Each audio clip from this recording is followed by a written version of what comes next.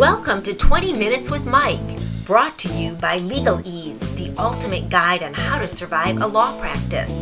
The Chastain Law Office of Gold River, California, and Barking Frogs, your best source for race swag.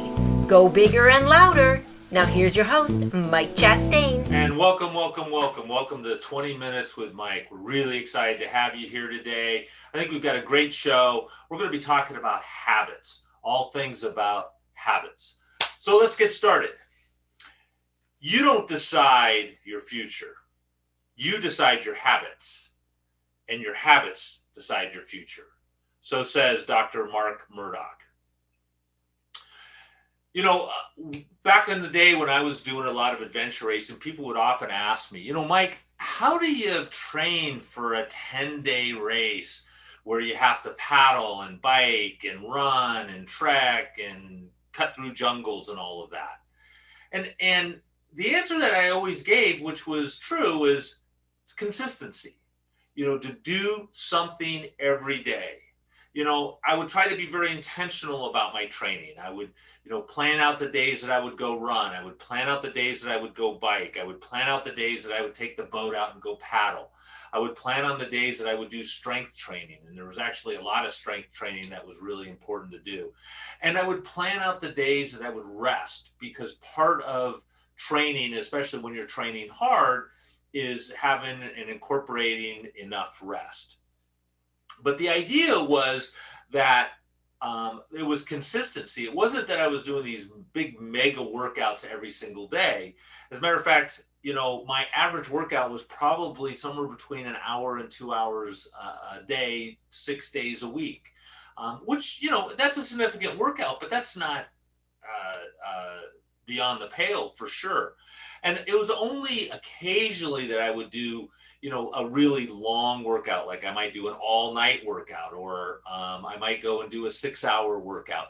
But those are really rare and few and far between. And a lot of times I would just do some racing to supplement that. So I'd actually enter a race, and that would be the long event. But it was the consistency. When I was training for a 24-hour solo mountain bike race, where you basically race a mountain bike all day, for 24 hours, all day and all night. I don't think I did a single ride that was over 4 hours. Because I rode so much. I rode virtually every day. And it's the consistency that really makes the difference. Now, what's another word for consistency? Another word for consistency is habit. I had the habit of training. It was part of what I did virtually every day. And even on the days where I didn't go out and break a sweat, rest was built into my habit. It was part of my workout, and it was, the thing that I was doing that particular day. So I didn't necessarily take days off, although occasionally that would happen, inadvertently. I'd plan a workout and something would get in the way. I mean, that's life, right? But there were days that I would build in, hey, on Monday, I am going to rest and recover, and I'm not going to work out, and I may just stretch. So let's do a few definitions, because I think it's important. What is a habit? Well, according to the Webster's Dictionary, a habit is a settled or regular tendency or practice, especially one that is hard to give up. Now, a great book that I promised that we would talk about, Charles Duhigg, The Power of Habits. And this discusses the habit loop. And I think it's important to understand the habit loop. This is a great book, and I really encourage anyone to read this book that it wants to expand on what you know. We got 20 minutes here to cover something that is far more complicated than one can cover in 20 minutes. But this book does a really great job. And there's other books, but this one I think really made a big difference. And I got just as an aside, I got Charles to sign my copy. I love having signed copied books, but anyway, that's just another one of my weird things. So what Charles Duhigg talks about is there's 3 parts to a habit. There's the cue, there's the routine, and then there's the reward. Cue, routine, and reward. And if you just memorize that, you'll be able to figure out how to develop good habits and actually how to break bad habits. So what's the cue? The cue is the trigger that tells the brain to go into auto mode and which habit to use. So in other words, the cue is the reminder of the thing to do. Now, if it truly is a habit, if you really do build in a habit, you don't even think about it. And I'm going to give you some examples of that. So, for example, one of the things I wanted to do is I wanted to drink more water. So how did I do that? I set a cue of putting a big glass of water next to the bed. So when I wake up, the first thing I see is that glass of water, and I immediately, really without even thinking about it, without even being fully awake, I just guzzle that glass of water. So I get, 12 to 16 ounces of water in my body immediately. Now I have to remember during the rest of the day to drink, but I have that cue. And there's actually an additional cue is I leave the glass sitting on the table. So before I go to bed, I see an empty glass there. Oh, that reminds me to go fill up the glass so it's ready for the next day. So that's the cue. Routine. The routine is what you do. Okay, so what is it that the cue is prompting you to do, reminding you to do? In the case, the example I just gave, it's reminding me to drink the water, right? The routine is what you do. And that can be physical, emotional, or mental. So it doesn't necessarily have to be a thing. It may be to remind you to think of something. So the gratitude rock, and we'll talk about that in a second, but in the magic, they talk about having a gratitude rock. And I have a gratitude rock sitting next to my bed. And when I see that before I go to bed each night, there is a physical component because I pick it up.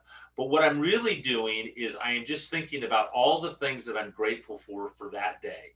And what they encourage you in the magic is just think of the one best thing that you're most grateful for. And that sets an emotional setup. So when I go to sleep, I sleep better. And it just works on your subconscious. And then the reward, which is always the important thing, helps the brain figure out which loop is worth remembering. So, let's use a different example.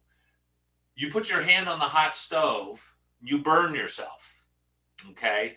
The cue, so you don't ever want to do that again. The cue is seeing the hot stove. The routine is making sure that you don't touch it. The reward is you didn't get burnt, right? So it works both ways. So, I talked about the idea of the drinking the water. And that had actually two cues. It is the cue the night before of the empty glass of water sitting next to my bed to remind me to fill up the water, because it wouldn't do me any good to wake up and have an empty glass there, right? And then in the morning, I get the second cue, all designed to get the reward, to drink more water. Now, how do we make a habit? Now that we know that there's cue, routine, and reward, how do we make a habit? Well, there's a number of different ways, and I'm going to talk about a couple of those. One is what my mentor Blaine Elkers talked about or taught me about was habit linking. You have a habit that you want to develop, and so you attach it to a habit that you already have, like brushing your teeth, for example. So let's say you wanted to read more. Well, if you put a book, for example, The Power of Habit by Charles Duhigg, next to your toothbrush, every time you picked up your toothbrush, since that is already, hopefully, an ingrained habit, you'll see the book and you'll remember, oh yeah, I gotta sit down and read 15 minutes or whatever that habit is going to be. Or you put the book next to your bed where you're going to see it. Maybe you put your gratitude rock right on top of it. So when you get into bed, you develop the habit of reading for 10 or 15 minutes before you go to sleep. And there's lots of good reasons why you should actually read a book before you go to sleep, as opposed to scrolling through your phone or your iPad or whatever. But as part of the habit. The cue would be the book sitting next to you. The habit would be, or the routine would be actually picking the book up and reading it. And the reward would be you would actually learn something. What a novel concept, right? So and you would feel better about what you're doing. And as a bonus, not only do you get the Jinzu knives, but you also will sleep better, because the way the brain works when it is reading paper, words on paper versus watching something on a screen. So, I mean, any of you know, one of the best ways to go to sleep is to read. It will, calm your brain down and help you sleep. So there's some real bonuses there. Habit linking. So link a new habit that you want to develop to an old habit that you already have. Caveat, you want to link it to a good habit, not a habit you're trying to break, right? So don't link it to a bad habit, link it to a good habit that you want to encourage. Now, there's another thing that we see often, and that's gamification, right? A lot of apps use this, and a lot of websites use this. So Peloton uses this, Calm uses this. The guy that's doing my online guitar lessons do that. What's gamification? Gamification is setting up basically a contest so that you get rewards for consistently logging in. So if you have a Peloton, for example, every time you log in, it will make a note of it. And, the other day I got a little thing that said, hey, congratulations, you have a 30-week streak going on. What that meant is that I had logged in and done a workout 30 weeks in a row.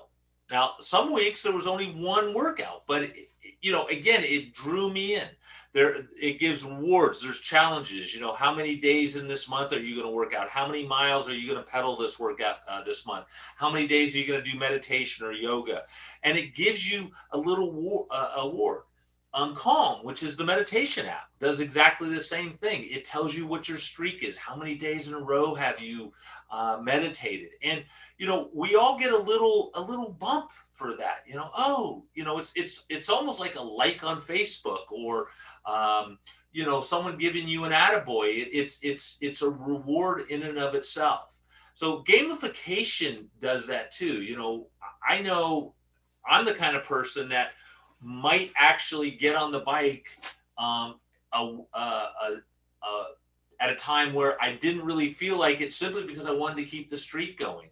I might be reminded, if I don't meditate today, then I'm going to break my streak. I got, as I sit here today, I think I'm on day 52 in a row. My record is 111 days in a row. Now there's pros and cons to the being obsessive, and the fact that I even know those things, might be a bit obsessive. But gamification, advertisers use this all the time. In their advertising, they give you a cue. Oh, you have a stain on your shirt, and what do you think about? Oh, the reward of having the nice white shirt. And what would the routine be? We'll use our laundry detergent, right? Advertisers use this all the time, and Charles goes into the mental philosophy and why it works. They want you to develop a habit of brushing your teeth. They want you to develop a habit. Why do they want you to brush your teeth? Because they sell products. They sell toothpaste. They sell toothbrushes, right? The people that are encouraging you to brush your teeth, aside from your dentist, is Crest and the other people that are doing it. That is part of advertising. Anyway, so gamification actually is a very successful way to do habits. I use what's called a bullet journal for my day-to-day journaling, and in it, when I do the calendar, I put a spot where I have the words meditation, intention, gratitude, music, money, and I put little circles there for each day of the week. And when I complete those things, I fill in the circle. I, did my gratitude journal today. I did my meditation. I did my exercise. I checked my bank account. And every time I fill in that little bubble, it's like, it's a reward. I get rewarded for that. it's a little burst of pleasure juice, of feeling good. Yeah, I accomplished this. And if I can get everything filled out and clicked off before I go to work, man, it has been a really successful morning. I talk about, morning routines. What is the morning routine? Morning routine is your morning habit of doing things. So let's talk about some other cues that can help you develop a new habit. Time of day. When we talk about morning routine, what are we talking about? We're talking about time of day. I woke up and the first thing that I'm going to do is exercise. Or, for me, I want to exercise most days, but for sure, even if I don't, I'm going to sit down and do my, at least 10 minutes of meditation. Even if I'm going skiing and I'm leaving at 5 in the morning, I'm going to get up 10 minutes earlier so I can get that done.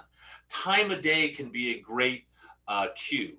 When I lived in San Jose, I used to work out at noon. Noon was my cue.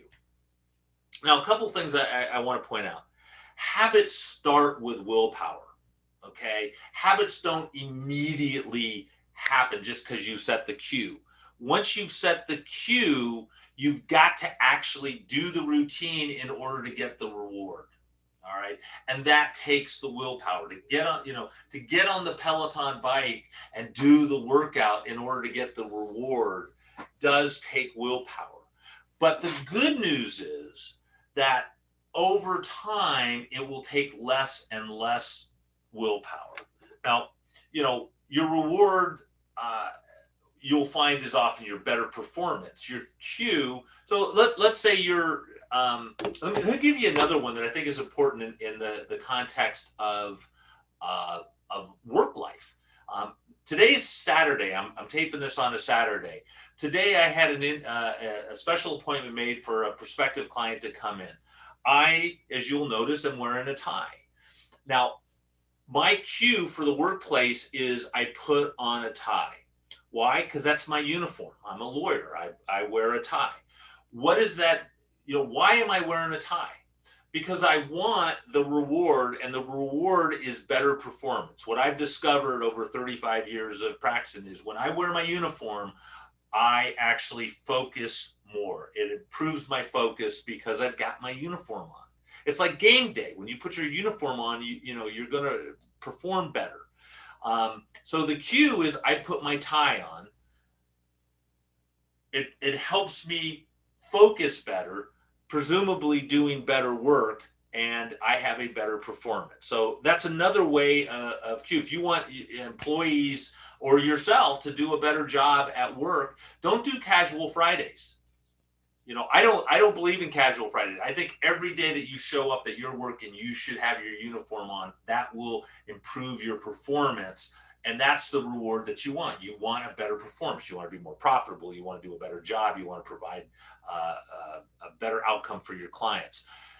That all starts with the cue, in my opinion, in my humble opinion, wearing a tie, or, for the female, if you're a female, whatever it is, the dress, whatever the uniform is that you wear in your industry, it may not be a tie. It may be, a certain shirt, or it may be, a certain suit or whatever. But, when I give a closing argument, I have a closing argument suit. It's the cue. This is crunch time, right? All right. But keep in mind, to get back to where I was, it does take willpower to get started. Once you develop momentum, the amount of willpower that you need decreases, but you still need to give it a little kick in the butt every once in a while. Every once in a while, you need to, you may start to slide. You might miss a day, and maybe it turns into 2 days, and maybe it turns into 3 days, and you got to get back on the horse. And so you never stop needing some willpower. You just don't necessarily need as much. All right. And you may need to do, let's say you're trying to do all your workouts in the morning, and for whatever reason, you can't do it this morning. You may need to, use some of that willpower to go and do the workout in the afternoon, because you still need to do the routine in order to get everything done. So the reward, part of the reward that you're getting is this consistency, and what you get from consistency is progress, and what you get from progress is improvement. Nothing important improves overnight. Whether you're learning to play a guitar like I'm working on right now, or you want to improve your fitness or your health, or your education, or your ability to manage money, all of it improves over time. There's no one and done, and that's what habits are all about. Doing the right thing over and over and over will get you to the place that you want. And it's really important to understand that as long as you make sure that the reward is worth it, you will be successful. So, remember, there's probably not much that I agree with Dr. Michael Murdock, but when he said, you don't decide your future, you decide your habits, and your habits decide your future, truer words were never spoken. All right, everybody, I hope this has been helpful. I went over by a minute. Sorry about that. But just remember, be grateful for what you have, and always be willing to work for what you want by developing good, strong habits. All right, everybody, we'll catch you next time. All right, bye now.